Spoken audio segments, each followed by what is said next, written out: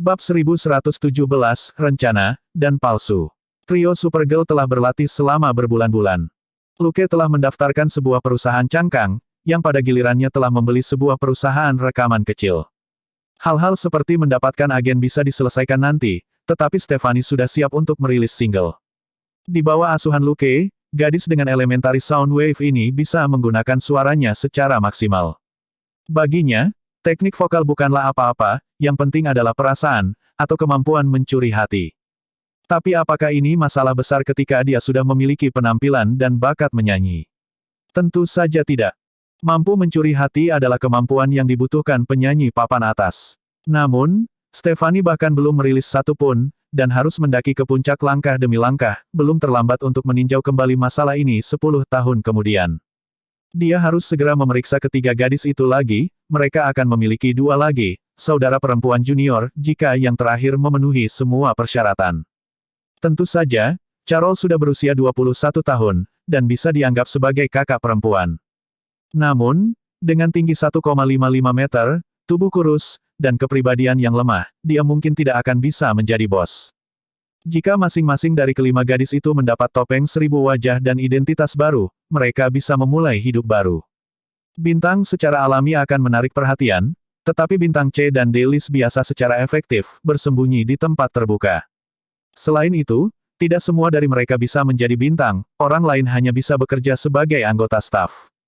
Begitu mereka menjadi sedikit lebih terkenal, mereka dapat membentuk tim keamanan dan memblokir pengintai secara terbuka dan adil. Tim keamanan akan dapat mengatasi masalah apapun, yang sejalan dengan cara selebriti melakukan sesuatu. Layanan Sentinel tidak akan memperhatikan selebritas kecil semacam ini, dan keamanan akan menghentikan mereka untuk melakukan kontak langsung. Dengan begitu, meskipun gadis-gadis itu menjadi sorotan, mereka bersembunyi di tempat terbuka. Juga, dia akan memotong saluran informasi mereka sehingga mereka tidak akan mengetahui latar belakang asli satu sama lain. Misalnya, penyanyi Stephanie mungkin memiliki hubungan yang baik dengan asistennya Carol, dan auman singa, Stephanie mungkin mengenal Carol sebagai manusia super. Namun, penyanyi dan asistennya tidak akan tahu bahwa pihak lain memiliki kekuatan super, dan kedua manusia super itu tidak akan tahu bahwa pihak lain sebenarnya adalah penyanyi atau asisten mereka. Di masa depan, bahkan jika sesuatu terjadi pada setengah dari kombinasi 3+2 ini, mereka tidak akan dapat mengungkapkan informasi pada setengah lainnya. Dia juga bisa memperluas perusahaan menjadi perusahaan hiburan dan membuatnya sedikit lebih besar sehingga akan ada banyak staf dan pergerakan yang konstan. Orang-orang yang berinteraksi dengan perusahaan hiburan juga akan sangat rumit dan sulit untuk dipantau, yang akan menjadikannya tempat persembunyian yang lebih baik bagi para gadis. Menggosok dagunya, Luke tidak bisa menahan tawa. Memikirkannya, membuka perusahaan sepertinya menyenangkan. Bahkan lebih baik, uang bisa digunakan untuk memilah segala sesuatu di perusahaan ini. Uang memang, kemampuan, yang paling nyaman baginya. Setelah mempertimbangkan segalanya, Luke mulai bekerja. Dia sudah mengumpulkan dan mengkonfirmasi pendapat ketiga gadis itu, dan sekarang membuat topeng 1000 wajah mereka. Dia akan menunggu untuk melihat apa yang diinginkan Carol dan Lorna. Siapa tahu, mungkin Lorna ingin mengubah warna kulitnya. Memikirkan hal ini, Luke merasa ingin tertawa. Cuaca yang baik berlangsung sepanjang hari. Tidak ada awan di langit, dan bulan sabit memancarkan cahaya redup.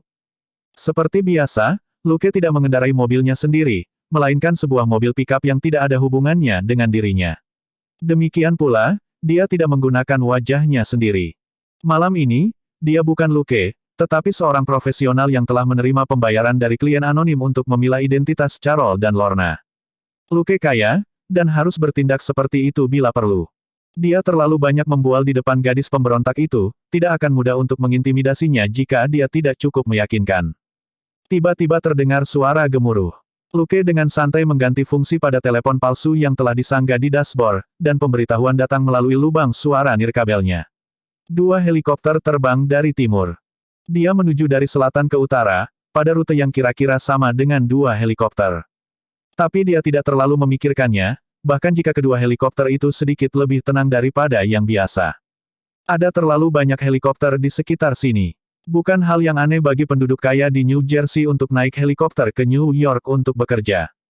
Dia terus mengemudi, tetapi sekelompok SUV Ford segera muncul di belakangnya. Mereka hitam dan tampak seperti konvoi. Konvoi yang terdiri dari 7 mobil itu bergerak sangat cepat. Itu melewati pikap Luke dengan kecepatan kilat. Menyipitkan matanya, Luke mengoperasikan telepon palsunya dan menarik umpan pengintai di dekat tempat Carol dan rekannya tinggal. Dia telah mengambil jalan memutar sebelum mengirim Elena kembali pada siang hari, dan telah memasang kamera pengintai di berbagai titik keluar, untuk berjaga-jaga. Memikirkan itu, dia mengulurkan tangannya karena kebiasaan, dan tidak ada yang terjadi. Bingung sejenak, dia kemudian tersenyum pahit dan merogoh sakunya untuk mengambil topeng hitam dan sepasang sarung tangan. Inventarisnya terlalu nyaman. Sudah lama sejak dia benar-benar mengeluarkan sesuatu untuk menutupi wajahnya. Untungnya, dia telah membawa mereka jika dia membutuhkannya. Meskipun bukan masalah besar jika ada yang melihat wajahnya, mengenakan tudung hitam lebih mudah daripada menangani identitas aslinya. Mengenakan topeng dan sarung tangan, Luke menginjak gas dan mempercepat. Segera, dia mendengar suara-suara samar di atas angin. Itu bukan teriakan minta tolong, tapi perintah dan laporan sederhana dari sebuah tim. Dia menginjak rem dan memarkir mobilnya di bawah pohon. Keluar dari mobil, dia melihat 2 helikopter yang melayang di langit dengan lampu sorot menyala, dan menyipitkan matanya. Benar saja, mereka adalah sekelompok palsu. Phil dan Flake, misalnya, kebanyakan menggunakan nama samaran FBI ketika mereka bepergian, yang berarti bahwa meskipun misi mereka penting, mereka tetap berkomunikasi dengan FBI. Kedua helikopter ini tidak memiliki logo atau bahkan nomor seri. Mereka hanya hitam di seluruh, jelas, mereka tidak berencana membiarkan siapapun tahu identitas mereka. Itu tidak boleh diremehkan. Tidak ada logo berarti jika saksi mata melaporkannya, tidak ada yang dapat dijelaskan dengan jelas, dan baik polisi maupun FBI tidak akan dapat menyelidiki masalah tersebut. Memikirkan itu, Luke dengan cepat menuju ke area di atas tempat helikopter itu melayang. Ada sebuah rumah tua di tengah semak-semak di hutan, Carol dan Lorna mungkin bersembunyi di sana. Mengaktifkan penyembunyian dasar, Luke bergerak menembus bayang-bayang dan segera mencapai bagian belakang seorang pria dengan seragam tempur hitam. Orang itu berbaris dengan rekan-rekannya saat mereka menekan ke depan seperti sisir melalui rumput untuk mencegah target melarikan diri melalui semak-semak. Ketika pria itu melewati sebatang pohon, sebuah tangan terulur dari samping dan mencengkram lehernya. Helmnya dilepas dan bagian belakang kepalanya ditinju. Bab 1118, Mantis menguntit jangkrik, tidak menyadari Vince di baliknya. Dalam waktu kurang dari 10 detik, Luke keluar dengan seragam tempur hitam dan menggantikan pria itu. Jika pria lain dengan seragam tempur hitam lebih dekat, mereka akan melihat bahwa dia memiliki peralatan yang jauh lebih sedikit. Helm anti-peluru dan bagian atas seragam tempur telah dipakai sembarangan, sementara celana dan sepatunya memiliki warna yang sama.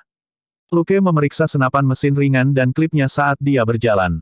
Berat senapan mesin ringan itu tidak tepat, dan sebagian besar terasa seperti terbuat dari plastik, yang lebih aneh lagi adalah larasnya tidak terasa seperti logam. Apa yang ada di klip itu juga bukan peluru biasa. Sebagai seseorang yang suka bermain dengan obat penenang, dia segera memastikan bahwa ini adalah panah penenang. Ini sangat langka. Senjata penenang sangat umum. Mereka tampak seperti senapan, dan tidak mengherankan jika ukurannya lebih kecil. Namun, senapan mesin ringan penenang jelas untuk pelacakan, itu adalah penutup, dan target harus ditangkap hidup-hidup. Banyak upaya telah dimasukkan ke dalam peralatan untuk menangkap mereka yang memiliki kekuatan super. Sekelompok pria berseragam tempur hitam berada di sini di tengah malam untuk menangkap Carol dan rekannya. Ini pasti layanan Sentinel, kan? Sementara Luke sedang merenung, dia mendengar suara di earpiece-nya. 2 perempuan terdeteksi. Target operasi telah dikonfirmasi. Mereka melarikan diri ke utara. Ikuti mereka. Luke melompat ringan dan memanjat pohon setinggi hampir 10 meter dan melihat ke utara. 100 meter jauhnya, 2 gadis melesat menembus pepohonan di bawah lampu sorot, dan tidak bisa lepas dari pandangan tajam Luke. Itu memang Carol dan Lorna. Dia telah mencium mereka sebelumnya, dan benar-benar yakin bahwa helikopter dan tim ada di sini untuk mereka. Memiringkan kepalanya, Luke tersenyum di balik topengnya. Biarkan saya melihat seperti apa layanan Sentinel itu. Sistem tidak merespons ketika Luke menjatuhkan prajurit itu sebelumnya dan mencuri peralatannya. Dia tidak menerima pengingat apapun, apakah itu mendapatkan poin pengalaman atau mengurangi poin kredit. Jelas, sistem itu tidak bisa memberinya energi apapun saat sedang dimodifikasi. Untuk jaga-jaga, dia tidak akan membunuh siapapun hari ini. Tapi melihat pistol penenang di tangannya, dia tersenyum bahagia. Lihat, sungguh orang yang perhatian. Saat berikutnya, Dia menghilang. Sementara itu, Carol dan Lorna dalam bahaya. Kedua helikopter itu terbang tinggi di langit, dan dibuat dengan bahan khusus untuk menghadapi kekuatan Super Lorna. Jika dia ingin menarik helikopter ke bawah, dia harus fokus mengaktifkan kemampuannya. Namun, lebih dari 30 pria berseragam tempur hitam mendekat dengan cepat. Jika dia tidak bergerak, mereka akan memperhatikannya dan menggunakan sejumlah besar obat penenang khusus untuk menenangkannya. Akan sulit baginya untuk berurusan dengan tentara layanan Sentinel. Peralatan mereka juga dibuat khusus. Mereka tidak mengandung bagian logam, tetapi segmen porselen, serangan biasa tidak akan bisa merusaknya. Terutama dalam situasi saat ini, tidak mungkin baginya untuk fokus menyerang mereka. Carol tidak lagi pemalu seperti sebelumnya. Tubuhnya yang kurus sekarang membungkuk sangat rendah, seperti kucing liar yang akan menyerang, dan dia memiliki ekspresi waspada di wajahnya. Tiba-tiba, dia berkata, "Lorna, aku akan mengalihkan perhatian mereka. Anda duluan." Lorna langsung menolak. "Tidak, kita akan menyerang bersama."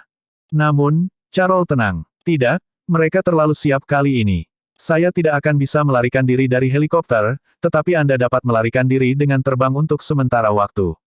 Selama Anda mencapai dermaga di utara, ada banyak logam di sana, dan mereka tidak akan dapat melakukan apapun terhadap Anda." Mona tetap menolak. "Hanya 2 kilometer. Kami akan menagih bersama. Kali ini, aku tidak akan menunjukkan belas kasihan kepada mereka." Saat dia berbicara, 2 pisau meja logam melayang dari tangannya. Carol berkata, "Tidak, kami bukan orang jahat, kami bukan penjahat. Juga, jika kita membunuh mereka, mereka akan mengirim lebih banyak orang untuk mengejar kita." Lorna berkata dengan enggan, "Tapi kita akan segera ditangkap." Carol bertanya, "Bagaimana jika mereka menangkap salah satu dari kita saja?" Lorna membuka mulutnya, tapi tidak bisa berkata apa-apa. Jika dia melakukan pembunuhan besar-besaran, dan salah satu atau keduanya tertangkap, mereka akan disiksa dengan kejam. Juga, kemungkinan besar Carol akan ditangkap malam ini. Kedua gadis itu memiliki kemampuan yang luar biasa tetapi tidak memiliki keberanian dan pengalaman, dan terjebak dalam dilema. Tapi segera, mereka tidak perlu khawatir tentang hal itu lagi. Dua tembakan yang sangat jelas terdengar, dan lampu-lampu helikopter mati. Kedua pihak tercengang. Dengan gembira, Carol berkata dengan suara rendah tanpa ragu-ragu, "Ayo pergi." Mereka menyerang utara dalam kegelapan. Carol sangat lincah seperti kucing saat dia melompati semak-semak. Kemudian, dia menerjang ke depan dan menendang seorang pria berseragam tempur hitam di dada, membuatnya terbang 7 hingga 8 meter. Dia berguling beberapa kali sebelum dia berhenti. Mendorong kakinya, dia berputar di udara dan menendang prajurit lain sejauh 5 meter. Sebuah rute pelarian dengan demikian muncul. Mengikuti di belakang Carol, Lorna terbang 5 hingga 6 meter dengan setiap langkah yang dia ambil, seolah-olah dia hampir tanpa bobot. Dia tidak secepat Carol, tapi dia tidak terpengaruh oleh medan. Kedua gadis itu melarikan diri tanpa ragu-ragu. Sentinel Services telah menangkap beberapa rekan mereka. Mereka tidak memiliki keberanian atau tekad untuk melawan, dan hanya bisa menemukan kesempatan untuk lari. Dengan demikian, kedua gadis itu melewatkan pertunjukan di belakang mereka. Setelah 2 kali tembakan, suara komandan terdengar di lubang suara Luke. "Hati-hati, mereka punya senjata." Sudut mulut Luke melengkung saat dia menarik peniti pada beberapa benda bundar sebelum dia melemparkannya ke sekelilingnya. Dengan kekuatan, ketepatan, dan kecepatan Luke, granat kejut meledak di tengah para prajurit dalam 2 detik. Beberapa awan asap dan kilatan menyilaukan muncul di hutan belantara yang gelap. Luke bahkan mendengar beberapa tentara meratap dan mengutuk seperti anjing yang dipukuli. Luke dengan tegas mengangkat pistol penenang dan melesat ke dalam asap. Obat penenang itu praktis tidak bersuara dan jelas tidak memiliki kekuatan sebanyak peluru biasa, tapi itu cukup baik untuk Carol dan Lorna. Itu juga cukup untuk seseorang yang praktis tak terkalahkan dalam tembak-menembak dalam jarak 10 meter. Saat asap dari granat menyebar, Luke menyerbu masuk dan menembak tepat ke leher para prajurit. Dia menggunakan senjata penenang tingkat pertama seperti jarum suntik. Bab 1119, Anda menangkap target, saya menangkap Anda. Saat Luke maju dan melesat ke arah para prajurit, dia tidak lupa mengambil 1 atau 2 granat asap dari para penjahat. Dia melepas peniti dan membuangnya. Prajurit tempur yang panik mulai mundur, hanya untuk menemukan diri mereka dikelilingi oleh asap. Meskipun mereka mengenakan masker gas untuk menghindari air mata mengaburkan pandangan mereka, garis pandang mereka masih sangat terpengaruh. Mundur, dan tetap waspada. Komandan botak yang duduk di helikopter bereaksi dengan cepat. Tetapi bahkan ketika dia memberi perintah, Luke telah menurunkan 4 atau 5 tentara. 20 orang yang tersisa mengikuti perintah dan mundur. Ketika mereka keluar dari area yang benar-benar tertutup asap, granat asap terbang ke arah pasukan seperti rudal presisi untuk menyelimuti mereka lagi. Di tengah asap, komandan mendengar suara panah penenang, tapi tidak bisa mendengar anak buahnya lagi. Melihat asap, komandan botak di helikopter mengertakkan gigi dan memerintahkan, pergi ke dermaga di utara. Pilot itu ragu-ragu. Orang-orang di bawah sana. Komandan botak itu berkata, mereka mungkin dipukul dengan anak panah. Penyerang tidak ingin membunuh mereka. Kami akan kembali lagi nanti untuk mengambilnya. Ayo pergi ke dermaga dulu dan lihat apakah tim B bisa menangkap kedua target itu. Pilot hanya mengajukan pertanyaan secara refleks. Dia tidak berani melanggar perintah, dan segera membelokkan helikopter ke utara. Telinga Luke berkedut. Berkat gelombang suara dasar dan pendengarannya yang tajam, dia secara kasar mendengar percakapan antara komandan botak dan pilot. Melihat kedua helikopter itu pergi dengan cepat, Luke tersenyum mengejek saat dia dengan cepat mengumpulkan peralatan prajurit tempur. Tanpa inventarisnya, dia hanya bisa menggunakan apapun yang dia bisa dapatkan. Carol dan Lorna berlari seperti binatang yang sedang diburu. Dengan tegang, mereka melarikan diri ke dermaga, tetapi tidak tahu bahwa jebakan kedua sedang menunggu mereka. Saat mereka merasa senang dan santai saat melihat dermaga yang berjarak 100 meter, jebakan diaktifkan. Pada saat itu, mereka baru saja memasuki tanah kosong di dekat dermaga, ketika lebih dari 10 orang tiba-tiba berdiri. Mereka langsung merobek kamuflase di kepala mereka dan menegakkan tubuh, seperti groundhog yang muncul dari persembunyian, dan panah penenang terbang dari segala arah. Carol, yang berlari di depan, bereaksi dengan cepat. Mendorong dari kakinya, dia berhasil menghindari serangan dari depan, tetapi 3 anak panah masih mengenai dia di belakang. Hanya dalam 2 detik, dia merasa tubuhnya mati rasa dan penglihatannya kabur. Lorna, yang sedikit tertinggal, sama sekali tidak siap. Dia akan melompat, tetapi terkena 5 anak panah, dan pingsan. Hentikan tembakan. Seseorang berteriak. Medis, pergi dan berikan pertolongan pertama pada target 1.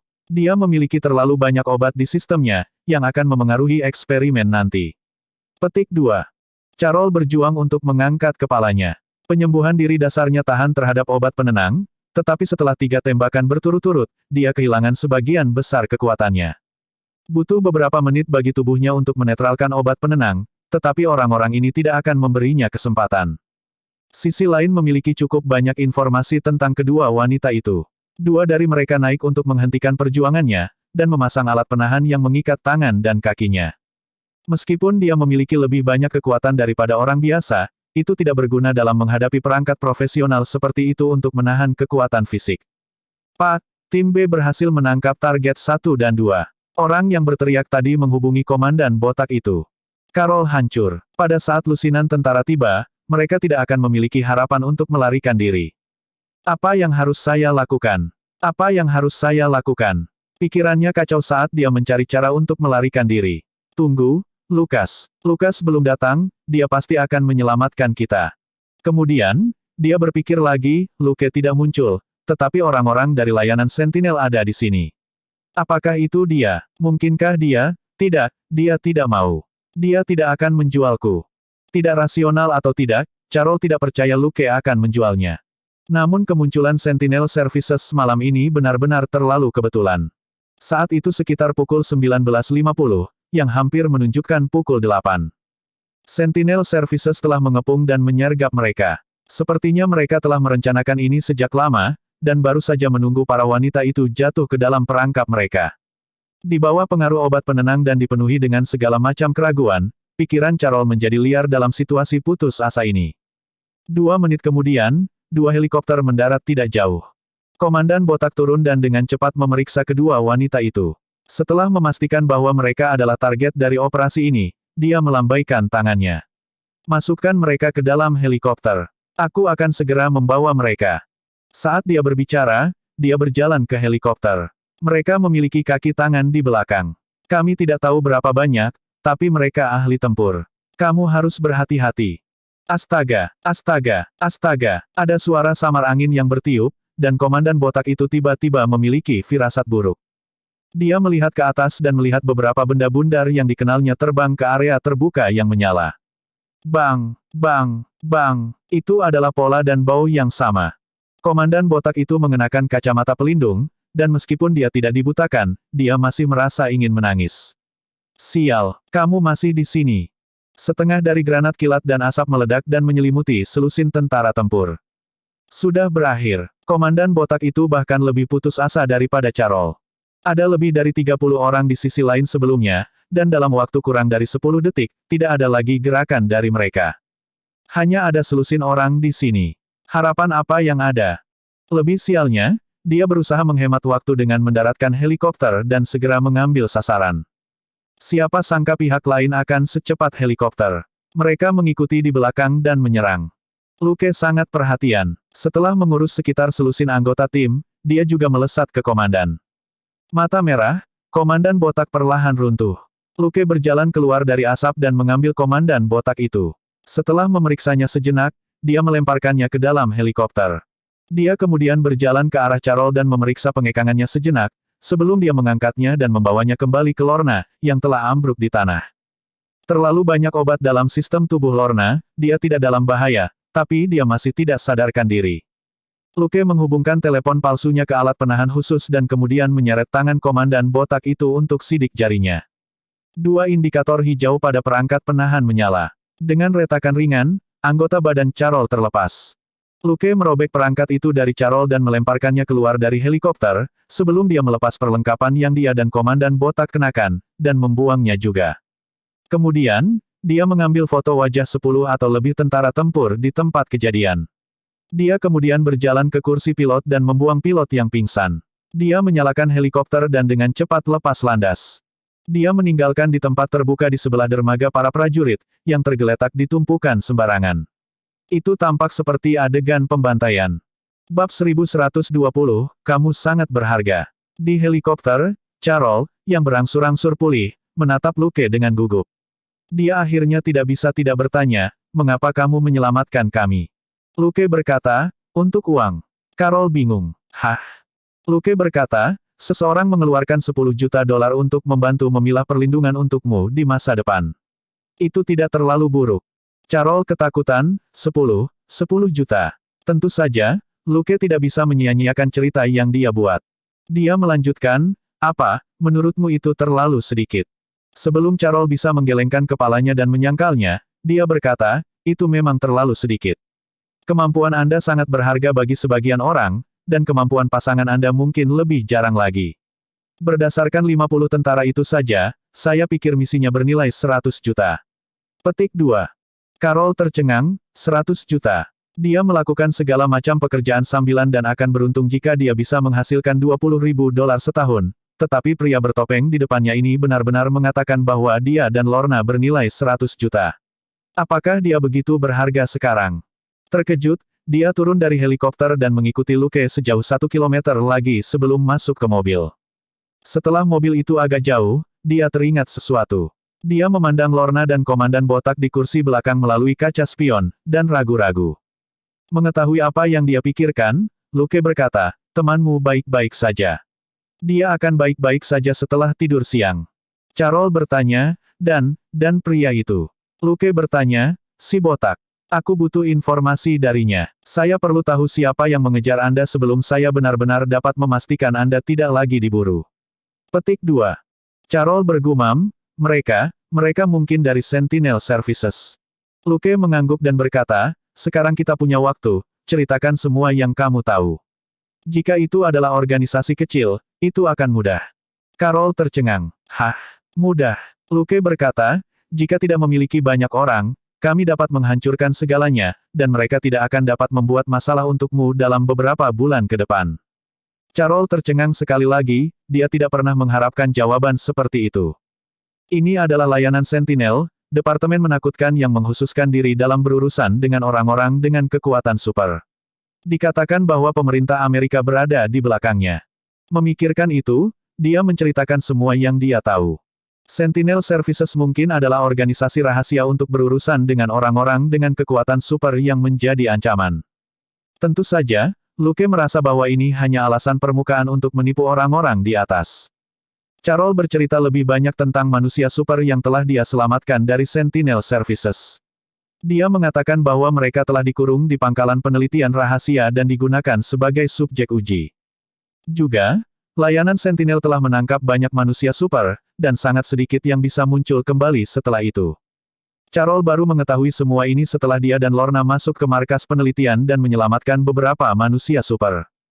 Setelah kejadian itu, dia dan Lorna menjadi sasaran. Orang-orang yang telah mereka selamatkan entah pergi sendiri atau tertangkap satu demi satu. Sekarang, hanya Carol dan Lorna yang masih buron. Luke hanya bisa menghela nafas atas apa yang telah mereka lakukan. Ini adalah masalah hidup dan mati, bagaimana mereka bisa melakukan sesuka mereka. Mereka harus bersiap terlebih dahulu, dan memiliki rencana darurat tentang cara menyerang, mundur, dan menutupi keberadaan mereka. Mereka harus membuat lebih banyak pengaturan setelahnya.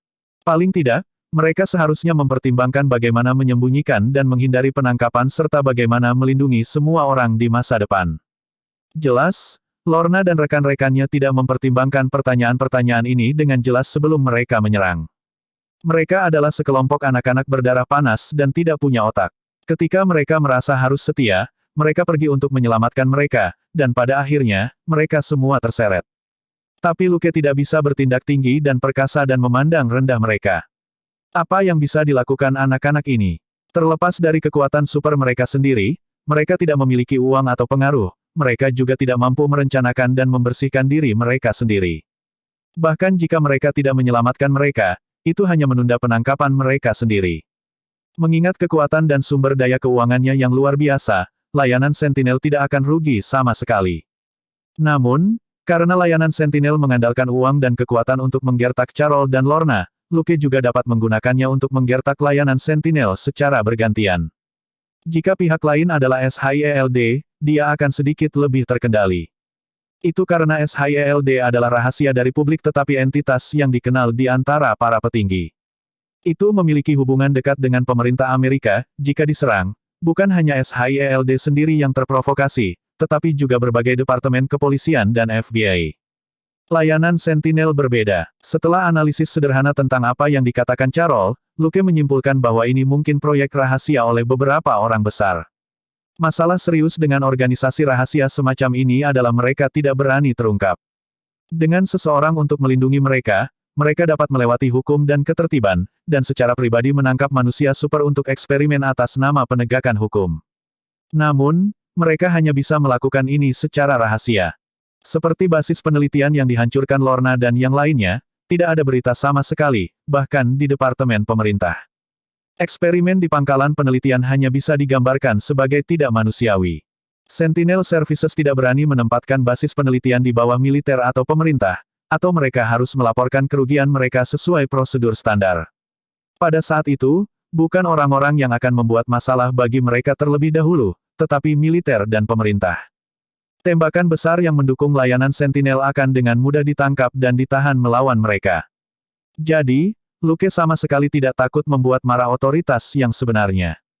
Jika semua orang bermain kotor, maka itu adalah masalah siapa yang memiliki lebih banyak uang. Tapi tujuan Luke adalah kehancuran, bukan penelitian. Menghancurkan organisasi akan jauh lebih murah. Ketika segalanya meledak, pihak lain pasti akan lebih menderita daripada dia. Luke tidak pernah pasif dalam hal melindungi orang. Dengan melindungi manusia super ini, dia bisa mendapatkan lebih banyak kemampuan dengan lebih cepat. Kedua, layanan Sentinel sendiri memiliki banyak pengalaman dan poin kredit. Selama Luke mau, organisasi ini akan dikunjungi satu demi satu oleh manusia super yang mencintai perdamaian. Pahlawan super seperti Batman, V, Daredevil, dan Biduk pasti akan datang mengetuk. Dengan perhatian dan kepedulian para pahlawan cinta damai ini, pertanyaannya adalah berapa lama layanan Sentinel dapat bertahan. Saat mereka mengobrol dan merenung, mobil Luke kembali ke Manhattan. Setelah memarkir mobil, Carol menggendong Lorna di punggungnya, dan Luke menggendong komandan botak itu saat mereka memasuki gang yang gelap. Dia kemudian membuka penutup lubang gat dan turun. Carol tidak bisa mencium bau selokan, tapi Luke sudah mengeluarkan kaleng semprot dari ranselnya untuk menghilangkan baunya. Membawa dua lainnya di punggung mereka, mereka berjalan melalui selokan selama 20 menit sebelum mereka kembali ke permukaan. Setelah menghilangkan bau dengan semprotan lagi, mereka memasuki gedung apartemen di samping. Bab 1121, Pengampunan, dan kuning sangat gelap hampir hitam. Tanpa inventarisnya, Luke hanya bisa mengambil kunci untuk masuk ke rumah persembunyian. Setelah memeriksa komandan botak sejenak dan melihat bahwa dia akan bangun, Luke mengeluarkan jarum suntik anestesi dari ranselnya. Carol telah membaringkan Lorna di tempat tidur, dan dia memperhatikan Luke dengan gelisah dari pintu kamar tidur. Dia kagum dengan betapa profesionalnya dia. Luke memberi isyarat padanya untuk duduk sebelum dia berkata kepadanya dengan suara rendah, tempat ini tidak akan menarik perhatian, tapi itu tidak terlalu aman. Anda dan Lorna harus berhati-hati. Jangan menjawab pintu. Penduduk di sini tidak akrab satu sama lain. Ada cukup makanan di lemari es. Tinggal dewa di sini selama 2 hari, dan aku akan menjemputmu setelah itu. Saat dia berbicara, dia mengeluarkan telepon titanium. Jangan menelepon siapapun. Jika terjadi sesuatu, gunakan situs web untuk meninggalkan pesan. Ada penjelasan bagaimana melakukannya di telepon. Lihat dirimu sendiri. Carol menerima telepon yang diberikan Luke padanya. Melihatnya menjemput komandan botak itu lagi, dia tidak bisa menahan diri untuk bertanya, apakah kamu akan membunuhnya? Lukas tertawa. Tidak, dia lebih berguna dalam keadaan utuh. Ini bukan hal yang perlu Anda khawatirkan. Ketika Anda punya waktu, pikirkan tentang seperti apa hidup Anda di masa depan. Pasangan Anda harus melakukan hal yang sama. Kehidupan baru yang indah sedang menunggumu. Karel mengangguk kosong. Oh, apakah ini kehidupan baru itu? Dia hampir ditangkap barusan. Setelah dia pergi, Luke memasuki selokan lagi dan berjalan beberapa putaran sebelum dia keluar di satu sisi gudang tua. Dia membawa komandan botak itu ke dalam dan menggunakan berbagai kemampuan bersama dengan penginduksi untuk mencoba dan menggali informasi tentang layanan sentinel dari pria itu. Dibandingkan dengan menyelamatkan Carol, ini adalah hadiahnya yang sebenarnya untuk malam itu. Menurut Carol, layanan sentinel memiliki lebih dari satu basis penelitian untuk bereksperimen pada manusia super. Selama dia menemukan salah satu dari basis penelitian ini, dia akan menghasilkan banyak uang. Mendengarkan kecerdasan yang diberikan oleh komandan botak itu, Luke merasa senang. Beberapa hari berikutnya damai. Bukan hanya New York, tidak ada aktivitas di New Jersey juga. Rombongan dari layanan sentinel itu dibawa pergi sepelan saat mereka tiba, polisi setempat tidak tahu. Setelah 1 jam interogasi, Luke menurunkan komandan botak itu di supermarket di New Jersey. Tidak mengenakan apa-apa selain pakaian dalamnya, komandan botak itu dibawa pergi oleh mobil patroli. Para petugas mengira dia adalah sial yang telah dirampok dan tidak memiliki apa-apa selain pakaian di punggungnya. Sekelompok orang yang tampak mencurigakan kemudian mulai berkeliaran di supermarket di New Jersey ini. Namun, Luke sudah menggunakan kemampuannya untuk membuat 2 pelayan di restoran cepat saji mengabaikan ingatannya saat mengobrol dengan Carol dan Lorna, jadi penyelidikan mereka tidak menghasilkan apa-apa. Malam berikutnya, Luke pergi ke rumah persembunyian dengan hoodie abu-abunya yang khas. Kali ini, Lorna, yang hampir tertangkap, memiliki temperamen yang jauh lebih baik. Bisa jadi karena dia ketakutan, atau karena kekuatan, 10 juta, sebagai biaya penyelamatan. Tanpa banyak ragu, dia memutuskan untuk mengikuti Carol dan menjalani kehidupan baru yang indah. Setelah dengan santai menanyakan pendapat mereka, Luke memilih 2 wajah baru untuk mereka. Carol tidak meminta banyak dengan wajah barunya. Paling tidak, dia merasa itu jauh lebih indah daripada aslinya, dan dia benar-benar bisa menerimanya. Lorna sedikit berkonflik, wajah barunya jauh lebih buruk daripada penampilan aslinya. Hanya sedikit wanita yang ingin menjadi jelek. Sebagai tanggapan, Luke mengatakan kepadanya bahwa dia tidak bisa terlalu cantik jika dia ingin bersembunyi, atau dia akan menarik perhatian kemanapun dia pergi, meningkatkan kemungkinan kecelakaan terjadi. Setelah ditangkap sekali saja, Lorna, yang masih memiliki ketakutan yang tersisa, menerima kenyataan ini. Dibandingkan dengan menjadi cantik dan tertangkap, dia akhirnya memilih untuk menjalani kehidupan yang kurang indah tapi aman. Luke juga mengatakan bahwa metodenya bisa dibatalkan, dan tidak akan mempengaruhi penampilan aslinya. Mereka telah memilih wajah baru mereka, dan Luke hanya butuh beberapa saat untuk membuatnya. Untuk topeng wajah tunggal dasar, Luke hanya perlu memasukkan model wajah ke dalam topeng kosong, itu pada dasarnya seperti jalur perakitan, dan hanya membutuhkan sedikit bahan. Pada malam ketiga, Luke memberi mereka topeng, dan mereka berhasil mengubah wajah. Dia tidak mengungkapkan sistem 1000 wajah, tetapi pertama-tama menggunakan kemampuannya untuk membuat kedua gadis itu tertidur sebelum dia mengenakan topeng pada mereka. Selama tidak ada yang melihatnya dengan mata kepala sendiri, Kemampuan mengubah wajah ini bisa menjadi kekuatan super, kemampuan teknologi tinggi, atau bahkan kombinasi keduanya. Hal utama adalah bahwa Carol dan Lorna terlalu lemah untuk melindungi diri mereka sendiri, dan menjadi target layanan Sentinel. Akan merepotkan jika mereka tertangkap lagi. Setelah kejadian ini, modifikasi sistem akhirnya selesai, secara total, butuh lebih dari 8 hari. Luke tidak terburu-buru untuk memeriksa perubahan dalam sistem. Sebagai gantinya, dia menambahkan poin ke dexterity terlebih dahulu dan membuatnya menjadi 22. Kemudian, dia memilih untuk mengubah inventaris lagi dengan pikiran jahat Sloan. Sementara inventaris sedang dimodifikasi, dia memeriksa sistem. Menurut pemberitahuan sebelumnya, Loom of Fate telah digunakan untuk memodifikasi antar muka sistem. Luke sebenarnya meminta sistem untuk mengubah cara informasi ditampilkan, jadi modifikasi kali ini harus menyertakan pembaruan di area ini. Sesaat kemudian, Luke menemukan sesuatu yang baru di panel rekan satu timnya. Sekarang ada teks setelah setiap nama. Ada 3 jenis, baik, netral, dan jahat. Baik itu hijau, netral itu kuning, dan kejahatan itu merah. Setiap warna juga dibagi lagi menjadi 3 warna. Setelah merenung sejenak, Luke mulai mengganggu sistem. Seolah akrab dengan karakternya sekarang, sistem dengan cepat mengirimkan panel baru untuk menampilkan informasi baru. Panel baru masih dibagi menjadi baik, netral dan jahat, dengan warna mulai dari gelap hingga terang. Luke melihat bahwa nama Selina berwarna hijau tua. Apakah memaafkan bagian dari menjadi baik? Tapi Nibreaker bukanlah orang yang murah hati. Yah, memang benar dia tidak membunuh banyak orang. Dengan sebagian besar dari mereka, dia hanya mematahkan beberapa tulang sebelum memaafkan mereka, yang jauh lebih baik daripada Luke. Memikirkan itu, dia tidak bisa tidak mengganggu sistem. Warna apa aku? Dia hanya menjadi kurang ajar, dia sebenarnya tahu bahwa namanya tidak ada dalam daftar. Namun, sistem merespons, dan langsung kembali ke panel karakter. Nama, Luke, bersinar dengan cahaya keemasan gelap. Mulutnya terbuka. Apakah ini, kuning, atau warna mutan? Secara alami, sistem tidak bereaksi terhadap omong kosongnya. Namun, Luke memiliki perasaan samar bahwa warna emas gelap itu bukan kuning netral, tetapi memiliki arti lain. Tapi dia tidak membuang waktu untuk memikirkannya. Dia harus mengambil langkah demi langkah, dia bisa mengetahui kemudian mengapa namanya begitu kuning gelap hingga hampir hitam. Bab 1122, menilai baik dan jahat, dan kehidupan baru gadis.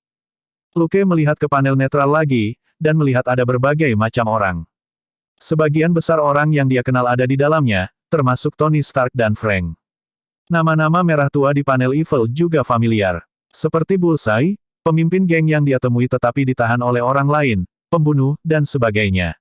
Satu kesamaan yang mereka miliki adalah bahwa mereka semua telah melakukan banyak hal buruk.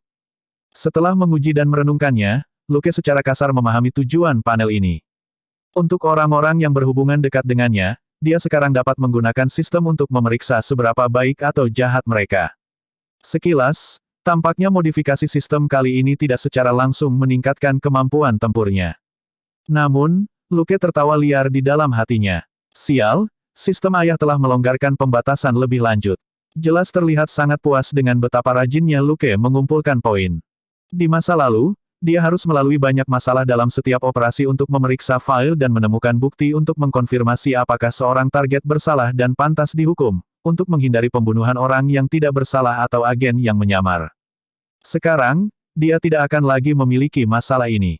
Selama dia memeriksa sistem sebelum setiap operasi, dan selama targetnya dianggap jahat, dia bisa bertindak lebih dulu dan tidak perlu khawatir tentang bahaya yang tidak disengaja. Modifikasi baru ini tidak akan membuat perbedaan dalam hal mengulangi pelanggar, karena akan mudah untuk menemukan bukti konklusif dari kejahatan mereka. Namun, tidak mungkin bagi Luke untuk memastikan semua rekannya di Departemen Kepolisian, agen FBI, dan bahkan orang asing dalam keadaan darurat. Sistem penilaian ini akan berguna di saat-saat seperti itu. Ambil jaksa wilayah Reyes, misalnya. Dia tidak perlu mengumpulkan informasi tentang dirinya, dia hanya perlu melakukan kontak dengannya sekali untuk menentukan bagaimana menghadapinya. Kedua, fungsi ini berguna dalam menyelesaikan kasus, tetapi tidak terlalu berpengaruh padanya. Lagi pula, bahkan jika pihak lain itu jahat, itu mungkin bukan karena kasus yang sedang diselidiki Luke, pada akhirnya, bukti masih diperlukan oleh hukum. Ada banyak contoh di mana detektif tahu ada yang salah dengan tersangka, tapi tanpa bukti, mereka tidak bisa membawa mereka ke pengadilan. Dengan demikian, kemampuan membedakan yang baik dan yang jahat lebih sesuai dengan identitasnya sebagai seorang main hakim sendiri. Terakhir, kemampuan sistem untuk membedakan antara yang baik dan yang jahat dapat digunakan sebagai titik acuan. Dengan begitu, Luke akan dapat mengetahui mekanisme penghargaan dan hukuman sistem, dan tidak perlu bergantung pada spekulasi seperti sebelumnya. Setelah menikmati kebahagiaannya, dia mengumpulkan pikirannya dan mempelajari aturan sistem penilaian ini. 1 jam kemudian, modifikasi inventaris selesai.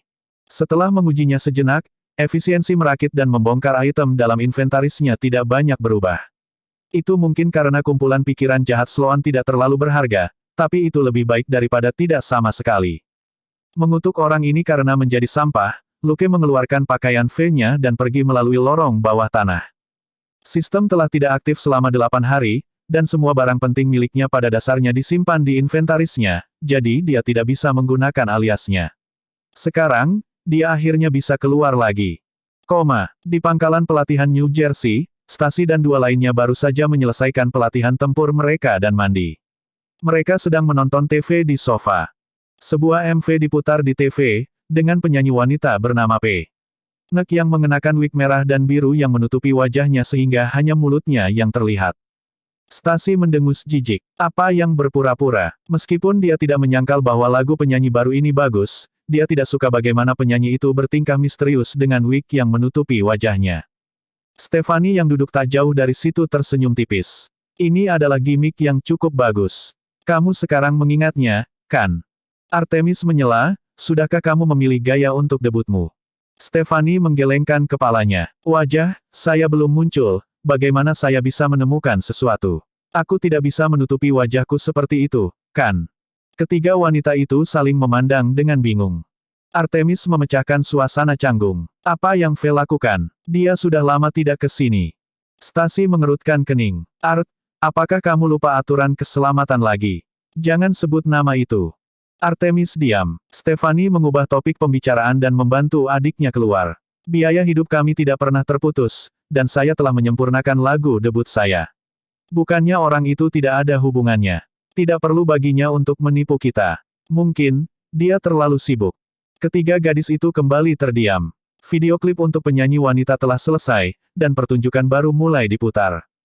Suara wanita lembut tiba-tiba terdengar. Penyihir akan tiba dalam 3 menit. Harap siap. Mendengar itu, ketiga gadis itu tercengang, sebelum mereka dengan cepat pergi ke kamar mereka dan berganti pakaian. 3 menit kemudian, pintu terbuka dan tertutup tanpa suara. 3 wanita yang menonton dengan penuh perhatian terkejut, dan berdiri bersama dengan waspada. Stephanie siap mengaum. Saat berikutnya, cahaya biru menyala, dan sosok berjubah hitam muncul di pintu. Melihat ketiga wanita yang tercengang, dia tanpa tergesa-gesa melepas topi Zoro dan membungkuk. Itu hanya pertunjukan sulap kecil. Jangan pedulikan itu. Stasi adalah orang pertama yang sadar kembali. Dia tidak bisa tidak bertanya, mengapa kamu tidak mengetuk pintu ketika kamu masuk? Luke berjalan ke ruang tamu dan duduk di kursi berlengan. Saya telah menimbulkan sedikit masalah baru-baru ini. Saya tidak ingin melibatkan Anda, jadi saya tidak ingin muncul di luar. Stasi bertanya, masalah apa? Lukas tertawa. Saya membunuh beberapa pembunuh yang ingin mengambil hadiah yang ada di kepala saya. Meskipun mereka telah berhenti untuk saat ini, hadiah 2 juta masih ada, dan mereka akan menjadi beberapa yang tidak akan menyerah. Petik 2. 3 wanita. Mereka tidak merasa dia sedang membual. Lagi pula, pria ini benar-benar membuat orang membencinya. Setelah mengatakan itu, ketiga gadis itu santai, dan mereka dengan sadar duduk di hadapannya.